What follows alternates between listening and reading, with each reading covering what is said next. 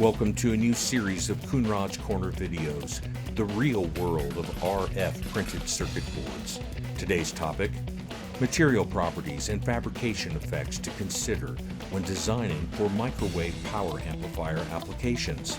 Now here's your host, John Coonrod. Hello, my name is John Coonrod with Rogers Corporation. I am a technical marketing manager, and today I'm going to be talking to you about power amplifiers used at microwave frequencies. And there are several material properties and circuit fabrication influences that need to be considered. However, this is a relatively short video and it's a big topic, so I'm just going to hit the highlights, and if you want more information, more details on this topic, then please visit our Rogers Technology Support Hub, and there you can search and find more information. So with that, let's go ahead and get started. First off, there's several different amplifier designs that are used in microwave applications. And one of the more common one is a rotary power amplifier, and that's really going to be my example for the next several graphics I show. It could be other amplifiers, but the rotary is one that's used a lot, and there's certain aspects of that amplifier design that is sensitive to, different things like the dielectric constant of the material, the thickness of the material, and then circuit fabrication issues that we'll get into a little bit more as I move along.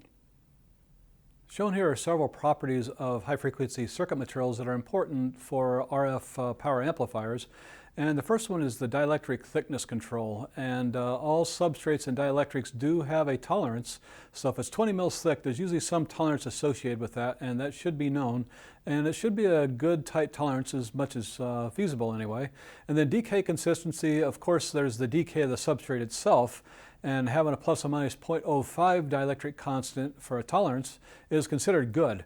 And plus or minus 0.05 or better, that's definitely a good thing for power amplifiers. Also, along with dielectric constant consistency is copper surface roughness and the variation of copper surface roughness. I'll spend a little bit more time later in this video to talk about that. Also associated with power amplifiers is having lower loss, of course, and having a low DF or dissipation factor. High thermal conductivity is very important for the power amplifiers that are generating significant heat. And TCDK is thermal coefficient of dielectric constant, and that is how much the dielectric constant can change with a change in temperature. Now, given here is a list of materials that have been used throughout the last several decades, actually, of power amplifiers used at microwave frequencies. And here are some of the material properties that I briefly discussed. And you can see that thermal conductivity on all these materials is either good or extremely good. So thermal conductivity with a value of 0.5 watt per meter K or higher is considered good. Also, TCDK, you typically want that number to be 50 parts per million per degree C or less.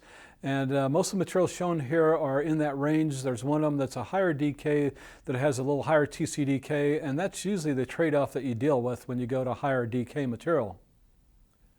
The basic schematic for a rotary power amplifier is shown here, and some of the material properties that are important to consider that relate to the schematic are related to the quarter wavelength line and transformer. And the quarter wavelength lines, they're sensitive to the dielectric constant, and of course a change in dielectric constant means the wavelength is going to change. So having consistent dielectric constant is important, but also along with that, understanding the effects of copper surface roughness, which can vary the effective decay of a circuit. That's also very good to consider as well. There's also certain circuit fabrication influences that I'll discuss in just another graphic or two that can be important too. So it's good to talk to your circuit fabricator about some of these influences as well.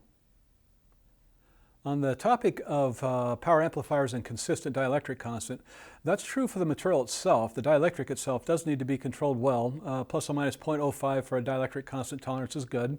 But there's also the copper roughness effect, and this is a large topic, got a lot of information on it, and if you'd like more information, please visit our Rogers Technology Support Hub, but I'll give you a quick overview of it. So copper surface roughness, and specifically the roughness at the substrate copper interface, that roughness of copper, that can impact the conductor losses, which relate to insertion loss. A rougher copper will cause more conductor losses and will cause more loss. And more loss typically means more heat being generated, which is generally not a good thing.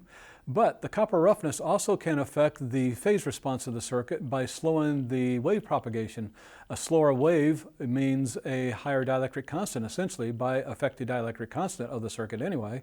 And the wave will slow with rougher copper. If you compare a circuit with smooth copper to rough copper, everything else being the same, the rougher copper circuit will have a slower wave propagation and it will have a higher effective dielectric constant, even though the substrate material is unchanged.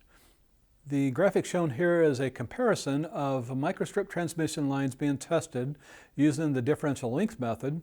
And on the left, this circuit was actually based on 5mm RL3003G2 laminate, and it has a TCDK of minus 35 parts per million per degree C, which is considered good.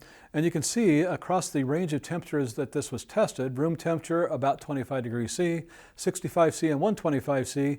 For the circuits based on the RL3003G2 material, you see there's a dielectric constant change across that range of temperatures of about 0.01 at 77 gigahertz. And related to phase angle, that's about 6 degrees, and that's assuming a 1-inch long transmission line segment at 77 gigahertz. Now to the right is a PPE-based materials. It's not a Rogers materials, and you can see that the TCDK is higher. And here you can see at 77 gigahertz that the dielectric constant changes from room temperature up to 125 C about 0.031, and that's about 3 times greater than the change that we see on our RL3003G2 materials. So there is a significant difference in TCDK, and that's something else that the RF designers should consider when they're doing simulations of how a power amplifier is going to work in different operating conditions. Lastly, there are several things to consider for power amplifiers related to thermal management. So power amplifiers many times will generate a good amount of heat. And typically what happens is the power amplifier will have a heat flow path from the signal plane through the dielectric material to the ground plane. The ground plane has the same thermal potential as the heat sink. So basically you're trying to move the heat through the material. And in general, printed circuit board materials are more of an insulator for heat than a conductor. However, the materials that are higher in thermal conductivity does make a big difference to transfer the heat more effectively. Now, some of the things to consider for thermal management would be, well, for one, that's pretty obvious. If you have more losses and using materials with higher losses, you're going to generate more heat.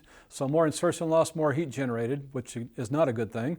And then around that, you want to have some materials that have very good thermal conductivity, so you can move the heat from the copper plane on the signal layer to the copper plane of the ground plane and ultimately to a heat sink to get rid of the heat.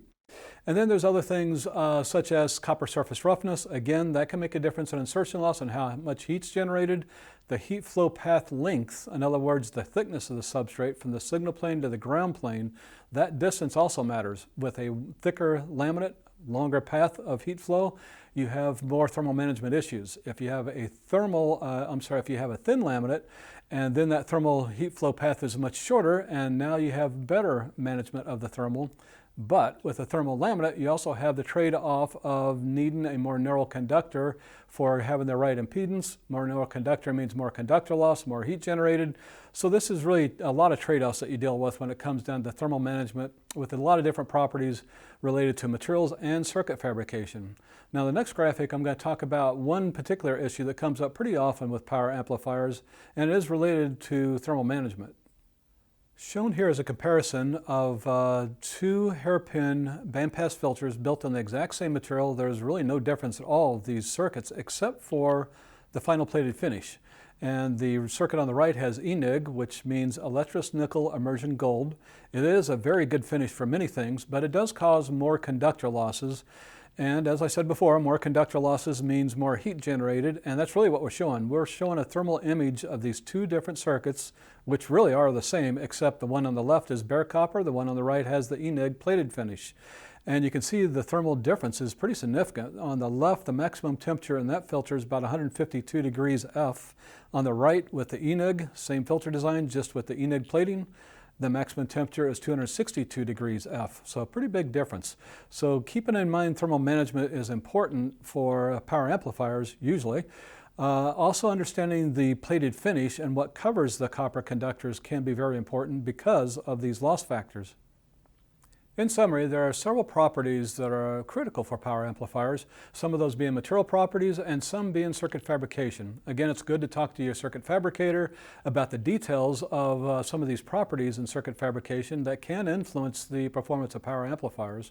And then for the materials, we went through a list of different properties that are very important, and having consistent dielectric constant is very important. Low losses generate less heat, that's important. And then also TCDK, thermal coefficient of dielectric constant, and how much the dielectric constant will change with the change in temperature. That's also important. This concludes this session of Coonrod's Corner. Thank you for watching.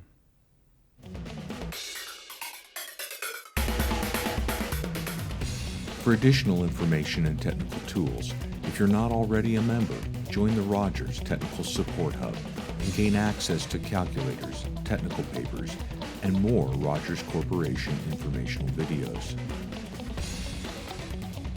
Rogers Technical Information is also available at your fingertips with the Rog mobile app, available for the iPhone, iPad, and Android devices.